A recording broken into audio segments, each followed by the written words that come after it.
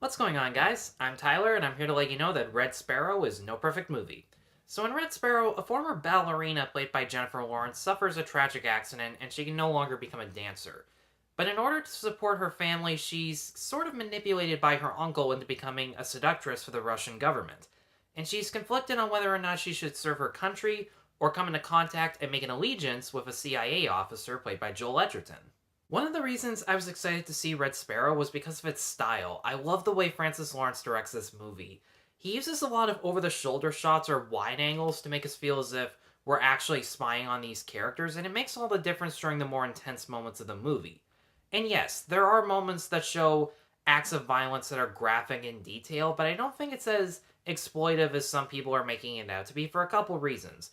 For one, the movie doesn't condone violence. If anything, it's shown in graphic detail just to remind us that it's an awful thing, especially when men are violent towards women.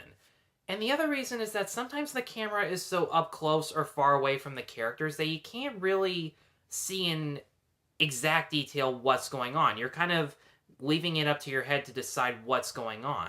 So, if your imagination runs wild, this stuff is definitely going to bother you, just letting you know in advance.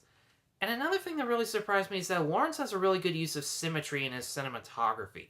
When there are two different storylines, in one storyline, if a character ends the scene on the right side of the frame, in the next shot, the new character is also on the right side of the frame, and he goes from there.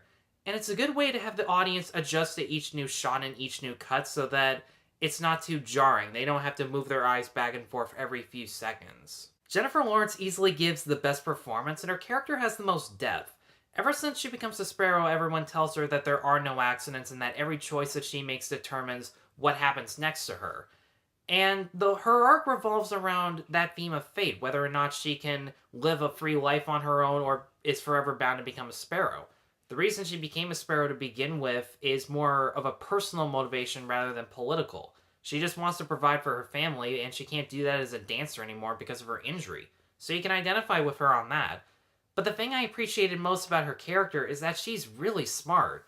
And brave, too. She has no problem telling other people who are higher in power than her, hey, I'm smarter than you give me credit for, we're going to do things my way. And you can appreciate her on that level, but her more devious plans on how she's going to double cross and get what she wants is actually kept off screen for a decent amount of the movie and only revealed later on. And once it is, you appreciate it even more because she pulled the rug under everyone, and I don't know, I just thought it was really cool the way they did that. Joel Edgerton is one of my favorite actors working today, and he does good work as usual. Even though he has a thin-written character, he treats his job as a CIA agent more as a normal job as opposed to an act of patriotism, and he says that early on in the movie.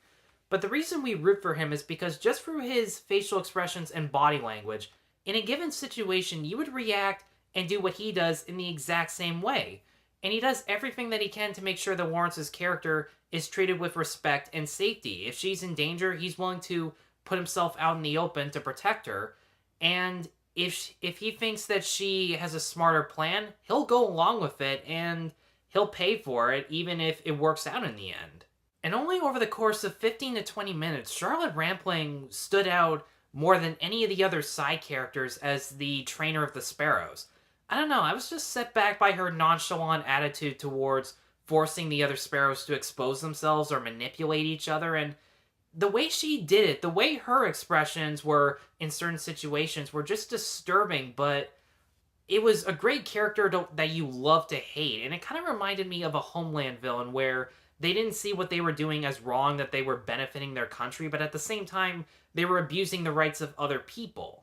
Now, I gotta give credit. The rest of the cast does everything that they can to leave as memorable of a performance as they can, but the only reason that you care about the moments that they're in is because they're recognizable actors giving standard but decent performances. It's not because of the writing, it's not because of their characters, because neither of those things are really interesting in their case. If Jeremy Irons is giving a monologue about the meaning of ethics, you don't care about the words that he's saying or the ethics that are being discussed because they're pretty generic and have been in other movies. You only care because it's Jeremy Irons. He has a really deep voice and natural delivery.